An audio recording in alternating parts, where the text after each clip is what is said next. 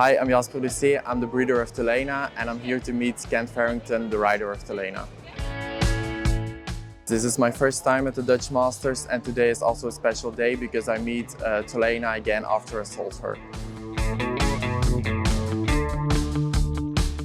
I'm 25 years old, and together with my family we run our family business called Het Bloesemhof, and we grow, trade and sort apples and pears.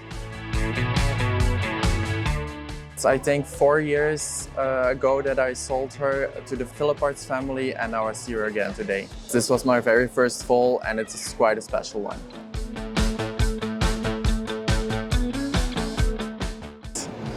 I'm the breeder of her. Yeah, of course. How are you? Good, thank you.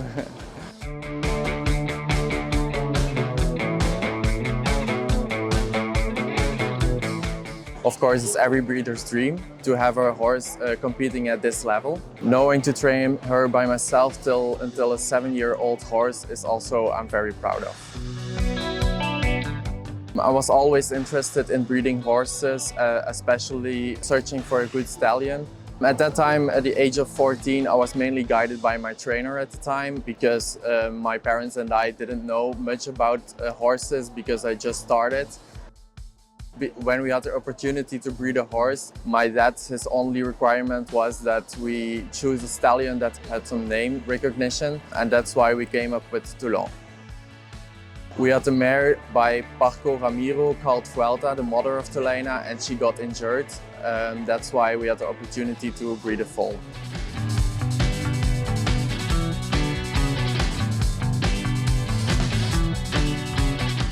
Yes, I sold her to the Philipparts family. She wasn't there for long. I sold her, and after a month there was Knokke Hippiek, an international jumping in Belgium. And the first week she jumped with Thibaut Philipparts, and the second week with Nicolas Philipparts. And in the 2 weeks she had 2 victories in the 7-year-old classes.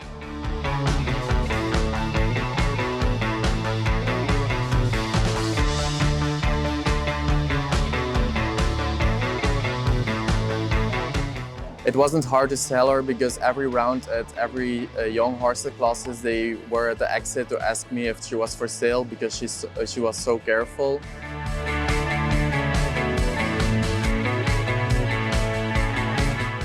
I followed her career closely online, but at the beginning when she was jumping lower classes at Wellington, you have to pay for the videos. It was like $20 for a video. Of course, I bought them all. Happily, now it's easier to follow her online because she's jumping higher classes and there's always a live stream, so I follow her career.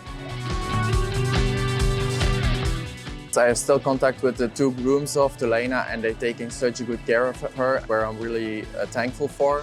And I also exchanged some stacks with Kent Farrington. Toen is very intelligent, what is really important in the high level show jumping. She's also really careful and she always wants to work. So that's everything a horse needs. And besides that, she's also super fast, what makes that she also is a competitive horse.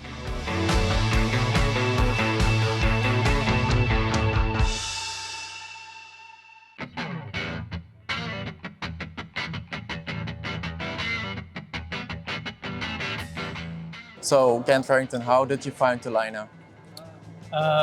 Ludo Philipparts called me. I've known Ludo a long time, and he told me to stop by his stable. He had an idea for us to do a horse together. I stopped by, we chatted for a little, and I said, okay, sounds like fun. And I shook his hand and we went from there. I had never even seen the horse yet, but he said he thought he had a great horse for me and that we would have some fun doing a horse together. Okay, nice. And the first time you tried her, you was immediately... Yeah, they kept going with the horse. They showed for a little bit, and then I came and rode her at the stable one time, and yeah, I loved the feeling from the beginning, and I took over end of her 7-year-old year. And you like also the smaller horses? Is that something for you, or? I'm not that big, so I think smaller horses suit me, and maybe they don't suit everybody else. So yeah, she suits you very well.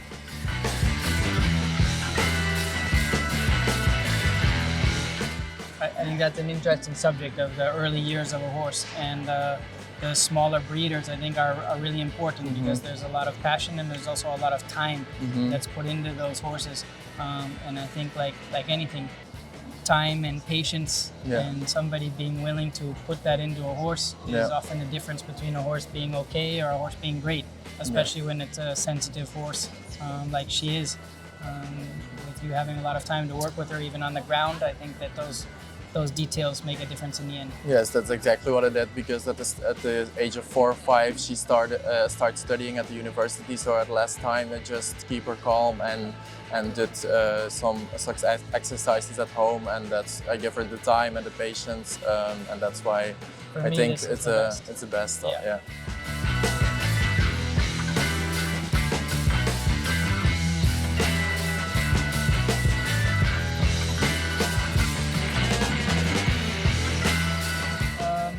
I don't know that there was really a difficulty. You know, her mind was always really great. She's a fighter in the ring. She's super careful, had a lot of energy.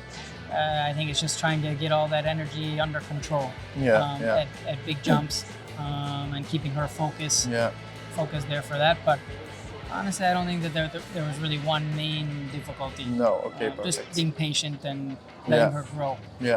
Yeah, that's something I recognized when I see her videos. But she was more calmer in her younger years. I see now she's really, really exciting to jump. I find that with a lot of horses, even when they have blood as they grow in the sport. If they have nice blood when they're young, sometimes they end up with a lot of blood as they get older. And this, I think, helps them for the sport. They have this energy that helps them jump big jumps. Yeah, nice.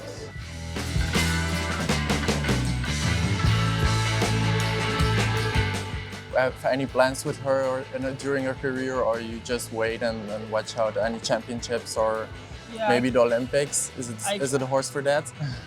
I let the horses decide. Yeah, you know? I know. I think it's very hard to say way ahead of time this horse is going to do, this event for sure.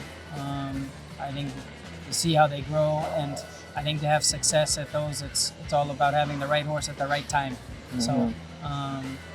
If it's the right time for her sometime in the future for one of those, I think she'd be great for it. I also think she's great for a lot of big time events and big time Grand Prix, and she's still continuing to improve and grow. So I think we're at the beginning. Nice.